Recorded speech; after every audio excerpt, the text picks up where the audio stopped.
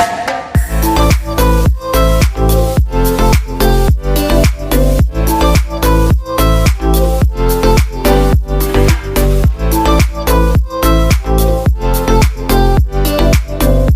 Guys, I hope you are doing amazing. Welcome to my channel Banu sponsor passion.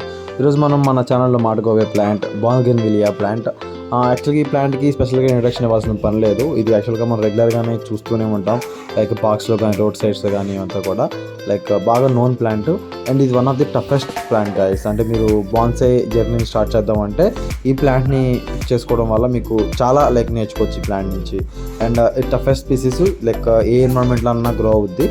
And maintenance కూడా చాలా తక్కువ, అంటే పెద్ద ఎక్కువ మెయింటెనెన్స్ ఏం అవసరం లేదు.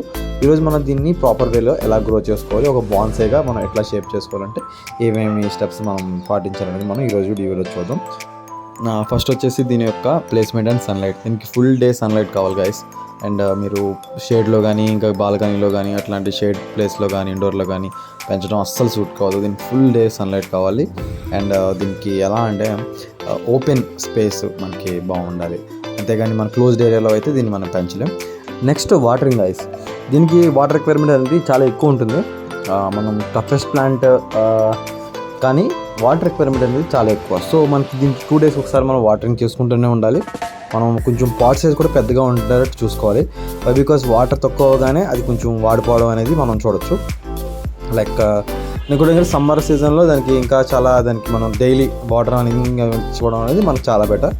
అండ్ దీన్ని నార్మల్గా ఎలా అంటే ప్రాపిగేషన్ అనేది మనం స్టెమ్ కటింగ్స్తోనే చేస్తాం. అండ్ ప్రాపిగేషన్ కూడా చాలా ఈజీగా అని చెప్పుకోవచ్చు. కానీ మీరు చూసినట్టయితే ఈ ట్రంక్ థిక్నెస్ అనేది కూడా మీరు చూడొచ్చు, లీన్గా నీట్గా ఒక మంచి ట్రంక్ థిక్నెస్ ఉంది. అండ్ సాయిల్ కూడా చూసినట్టయితే మీరు నేను FIM అనేది యూజ్ చేయడం జరిగింది. అండ్ దీనికి నేను ఏంటంటే ఈ సమ్మర్ సీజన్లో కొంచెం వాటర్ ఎవాపరేట్ అవ్వకుండా ఉండడానికి ఇలాంటి కొబ్బరి డొక్కలు ఉన్నాయి కదా, ఇవన్నీ నేను మల్చింగ్ అని యూజ్ చేసుకున్నా. సో కొంచెం నాకు వాటర్ ఎవాపరేషన్ అనేది కొంచెం తగ్గిద్దని. సో ఇక్కడ మనం చూడొచ్చు థిక్ పింక్ కలర్ అనేది లైక్ నా బోగన్విలియా యొక్క టైప్. నా దగ్గర ఇంకా చాలా కలెక్షన్ ఉంది బోగన్విలియా. ఇది one of the like it's kind. ఇంకా చాలా పెద్ద ఉన్నాయి దీనిలో, దగ్గర ఒక 15 years 20 years అలా కూడా ఉంటాయి ద బోగన్విలియా. చాలా ట్రంక్ సైజ్ అనేది చాలా థిక్గా ఉంటుంది.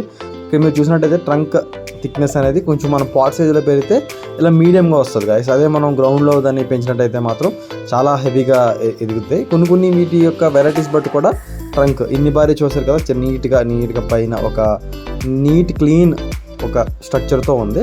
దీనికి మంచిగా మనం ప్రూనింగ్ చేసుకుంటే ఇంకా దీనికి బాగా తయారవుద్ది.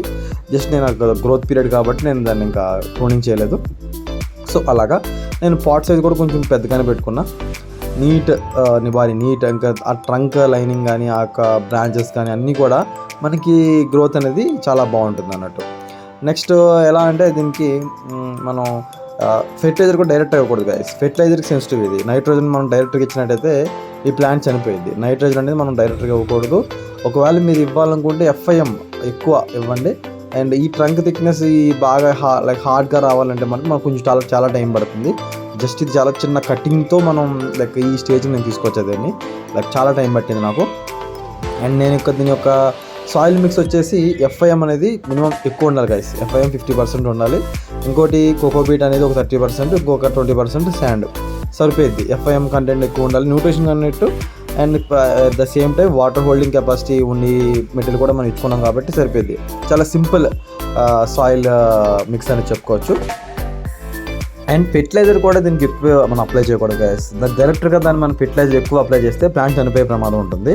ఆ ప్లాంట్ ఎంత పెద్ద అయినా సరే దానికి ఫెర్టిలైజర్ సెన్సిటివ్ అనేది. యూరియా డైరెక్ట్గా మనం దీన్ని అప్లై చేయకూడదు. ఒకవేళ మీరు యూరియా కానీ అప్లై చేయాలనుకుంటే దాన్ని ఏదన్నా FIMలో కలిపి అప్లై చేయడం అనేది చాలా బెటర్, ఎందుకంటే ప్లాంట్ చనిపోయే ప్రమాదం కూడా ఉంటుంది. అండ్ ఇంకొకటి ఏంటంటే నెక్స్ట్ మనం చూడాల్సింది ఎలా అంటే, ఫర్ ఎగ్జాంపుల్ ఇది మీకు బాగా గ్రో అవ్వాలనుకోండి, గ్రౌండ్ కాంటాక్ట్ ఉండేలా చూసుకోండి గైస్. అంటే నైట్ ఇప్పుడు ఆ వేర్లు అనేది గ్రౌండ్కి వెళ్ళిపోయి ఆ ప్లాంట్ రిక్వైర్మెంట్ అంతా కూడా గ్రౌండ్ నుంచి వచ్చేటట్టు చూసుకోండి. అండ్ పువ్వులు పూసే టైం మనకి February March నుంచి స్టార్ట్ అయిపోతే ఫ్లవరింగ్ అనేది. సో ఈ టైంలో కొంచెం ఎక్సెల్స్ అనేవి అవన్నీ వేసుకుంటే పువ్వులు ఇంకా చాలా బాగా పోస్తాయి, థిక్గా పోస్తాయి. ఇది గైస్ మనం బోగన్విలియా అనేది మన కేరింగ్ ఒక నక్షల్లో మనం చూసుకున్నాం కదా. ఇంకా మీకు ఏమైనా బోగన్విలియా గురించి ఏమైనా డౌట్స్ ఉంటే కామెంట్ సెక్షన్లో కామెంట్ చేయండి. మనం నెక్స్ట్ బ్రీఫ్గా ఒక వీడియోలో చేసి డిస్కస్ చేసుకుందాం. Until then keep going. Thank you for watching. See you in my next video.